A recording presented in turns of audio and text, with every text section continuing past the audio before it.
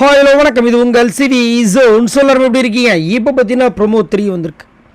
Already promo 2 பார்த்து நிறைய பேர் வந்து கட்சி ஃபுல்லாக நினைக்கிற அளவுக்கு அழுது புலம்பி தவிச்சு நிறைய விஷயங்கள் பேசியிருப்போம்.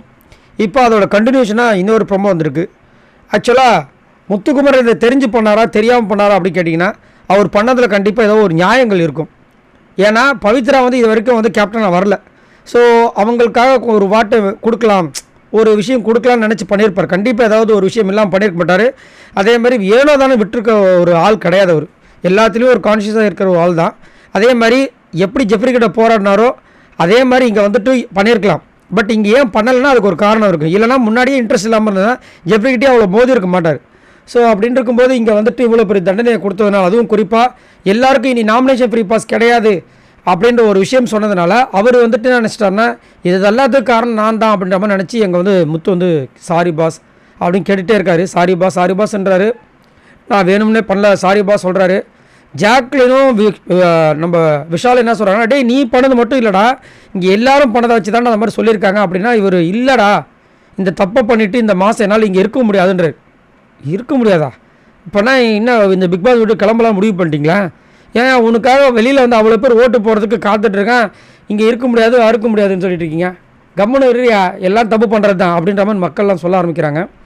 அதாவது இன்றைக்கி இவர் விட்டு கொடுத்ததை வந்து இவ்வளோ பெருசாக சொல்ல வேண்டிய அவசியம் இல்லைன்றது என்னோட கருத்து. இவர் ஒரு நேர்த்தியான கேம் கொடுக்குறவர் தான், நேர்மையான ஆள் தான், எல்லாமே ஓகே. பட் இது வந்து இந்த பிக் பாஸ் ஹிஸ்ட்ரியிலே நடக்காத ஒரு சம்பவம்லாம் கிடையாது.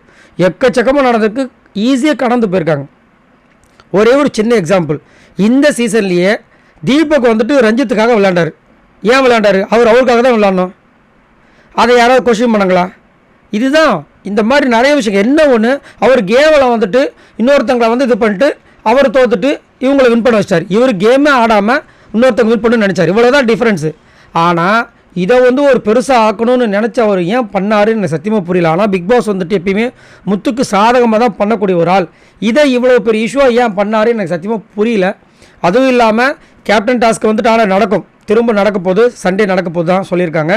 அதே மாதிரி அதில் வந்து கண்டிப்பாக அவர் என்ன பண்ண போகிறாருன்றது ரெண்டாவது பட்சம். இந்த ஒரு விஷயத்துக்காக தான் நாமினேஷன் ஃப்ரீ பாஸை வந்து அவர் வந்து தூக்கிட்டாரா அப்படி கேட்டிங்கன்னா கண்டிப்பாக அது இருக்காது. இது எல்லாத்தையும் கன்சிடர் பண்ணி தான் அவர் பண்ணியிருப்பார். பட் இவர் என்ன நினச்சிட்டாருன்னா, இந்த டைம் நான் பேசுனதுக்கப்புறம், அதை என்னோடய விஷயங்கள் சொன்னதுக்கப்புறம் தானே அதை அனௌன்ஸ் பண்ணார், அதனால் நான் தான் காரணமாக இருக்குன்னு சொல்லிட்டு அவருக்கு குற்ற உணர்ச்சி குத்துது. அதனால் நான் இங்கே இருக்க முடியாது அப்படின்ற மாதிரிலாம் பேசிகிட்டு இருக்காரு. அதுக்கப்புறமா திரும்ப வந்துட்டு அவர்களுக்கு கேட்குறாரு, பாஸ் இந்த ஒரு தடவை மன்னிச்சுக்காங்க அப்படின்னு கேட்குறாரு. பக்கத்தில் இருக்கவங்களும் ஒரு மாதிரி ஆகிறாங்க. ஏய் புரிஞ்சுக்கூடா, ஏன்டா திரும்ப பேசிகிட்டு இருக்க, கொஞ்சம் கூல் டவுன் ஆடுறா அப்படின்னா புரிய மாட்டேது அவருக்கு. திரும்ப சாரி கேட்குறாரு. தீபக் ஒரு பக்கம் சொல்கிறார், சார் நான் பாஸ் நாங்கள் வந்துட்டு எங்கள் தப்பு உணர்ந்துட்டோம், எல்லாருக்குமே புரியுது அப்படின்னு சொல்கிறாங்க. பட் பிக் பாஸ் எதுவுமே சொல்லாமல் மௌனம் சாதிக்கிறாரு. இது எங்கே போய் முடிய போகுதுன்னு தெரியல. இவர் பாடுக்கு திடீர்னு, ஏன்னா இவர் ஆல்ரெடி சொல்லியிருக்காரு, எனக்காக மற்றவங்க கஷ்டப்பட்டாங்கன்னா என்னால் தாங்க முடியாது, அது வந்துட்டு என் குற்ற உணர்ச்சி என்னை கொண்டுடும் அப்படின்ற மாதிரிலாம் சொல்லியிருக்காரு. தர்ஷிகா கிட்ட இருந்தாலும் சரி, இன்னும் நிறைய பேர்கிட்ட சொல்லியிருக்காரு. அப்படின்னு இருக்கும்போது இது அவர் எப்படி முடிவு எடுக்க போகிறா தெரியல. ஒரு இடத்துல வந்து டக்குன்னு வாய் வர விடுறாரு விஷால்கிட்ட, என்னால் இருக்க முடியாதுடா, என்னால் இந்த ஒரு மாதம் இருக்க முடியாது அப்படின்னு. சப்போஸ் பிக் பாஸ் எதுவுமே சொல்லலாம், இவராக வாலண்டராக வந்து வாக் அவுட் பண்ணிடுவாருன்னு பதப்பதப்பும் இருக்குது. சரி, நீங்கள் உங்களோட கருத்தை மறக்காமல் சொல்லுங்கள். இப்படி ஒரு ஆள் நம்மளுக்கு தெரியும் முத்துக்குமாரனை பற்றி, ஒரு நேர்மையான மனிதர். ஏன்னா இந்த டாஸ்க் இந்த வாரம் ஃபுல்லாக நடந்துச்சு பார்த்தீங்களா, எத்தனை அடி வாங்கியிருப்பார். இப்போ கூட ஒரு மூக்கில் வந்துட்டு ரைட் ஹேண்ட் சைடில் வந்து ஒரு காயம் இருக்குது. இது வரைக்கும் அதை பற்றி யார்கிட்டே சொன்னாரா? கிடையவே கிடையாது. ஏன்னா நிறைய அடி விழுந்துச்சு, கழுத்தை பூச்சி அவரும் நெரிச்சார், இது வரைக்கும் அவரை பற்றி கம்ப்ளைண்ட் பண்ணாரா? அதுவும் கிடையாது. இந்த ஒஸ்ட்டு பர்ஃபார்மன்ஸில் வந்துச்சு, அதில் சொன்னாரா? சொல்லவே மாட்டார். அதுதான் ஸ்போர்ட்ஸ்மேன்ஷிப்.